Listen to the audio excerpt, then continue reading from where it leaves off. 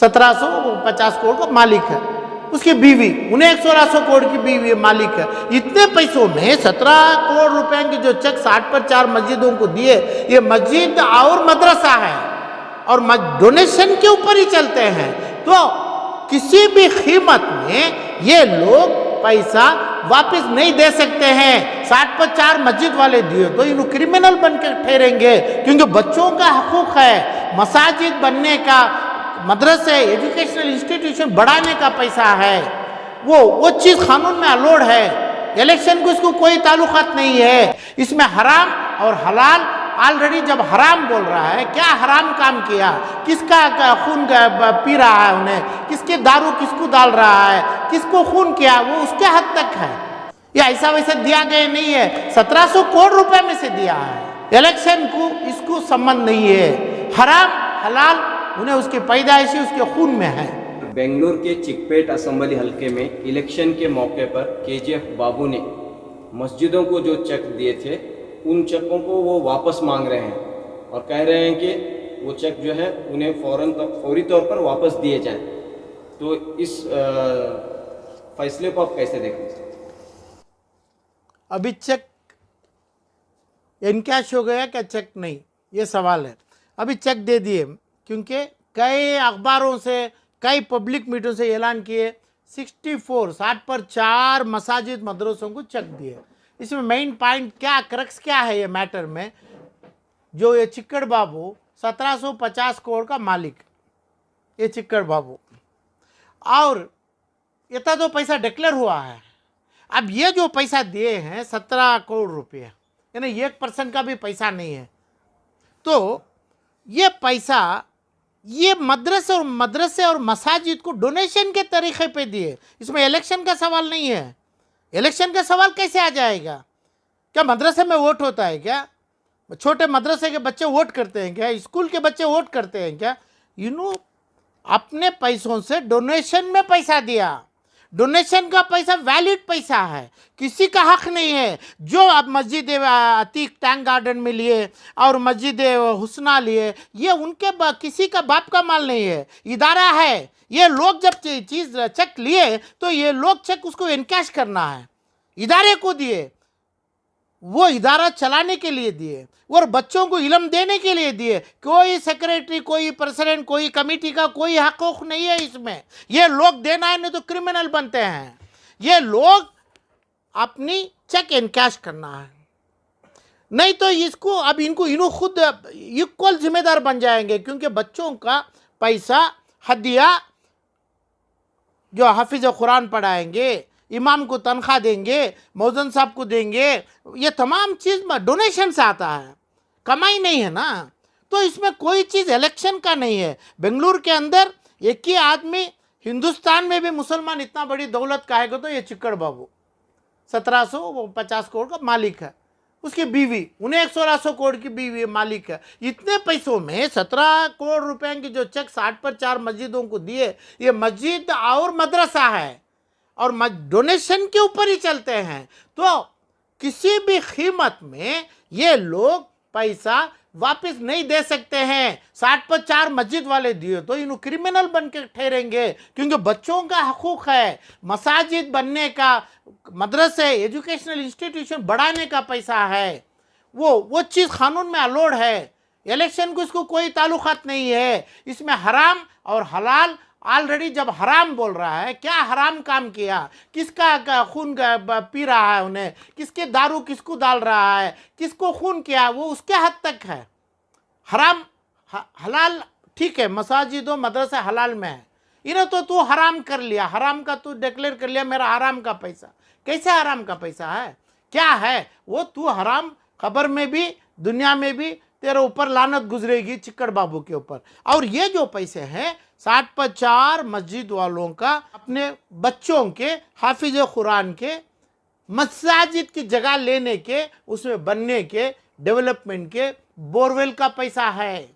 ये ऐसा वैसा दिया गया नहीं है, 1700 करोड़ रुपए में से दिया है। ये जब डोनेशन दे दे के इसको रोकना, वो पैसा ले लेके सालार वाले दिए तो हराम है, वो उनके ऊपर पैसा हराम है, कानून में इलीगल है। वो इलीगल नोटिस बनाता है, ये नोटिस दे दिया, नहीं, जो नोटिस दो इलीगल काम करो, कानून में डोनेशन का पैसा वापस नहीं लिया जाएगा। इलेक्शन को इसको संबंध नहीं है, हराम हलाल उन्हें उसकी पैदाइशी उसके खून में है।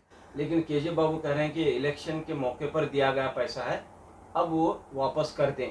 तो क्या आप कह रहे हैं कि कोई भी मस्जिद कमेटी ये पैसा वापस न करे? ना, ईद के मौके में हमें कोई लोग बच्चों को कपड़ा देते हैं, सेवयान देते हैं, रोज़े को इफ्तारी को देते हैं, सहरी का देते हैं, वो वापस नहीं ले सकते। बच्चा रोज़ा रहेगा के बाद, चाहे वो ईद का मौका हो चाहे इलेक्शन का मौका हो। इलेक्शन को भी एक टेंपल को, चर्च को और मुसलमान के मसाजिद, मदरसे, एजुकेशन से संबंध नहीं है। तू तेरा मकसद जो भी कर ले, तू हराम का काम करने वाला आगे वो रहने दो, दूसरा रहने दो, उसमें बात नहीं है। पैसा चेक मदरसों के ऊपर जो दिया है प्योरली ये डोनेशन है। लेकिन केजीएफ बाबू ने फतवे का हवाला देकर दरख्वास्त की है कि वो चेक मस्जिद वाले लौटा दें। न क्यों दिए? उन्होंने जो फतवा कहाँ फतवा, कौन फतवा देने वाले हैं?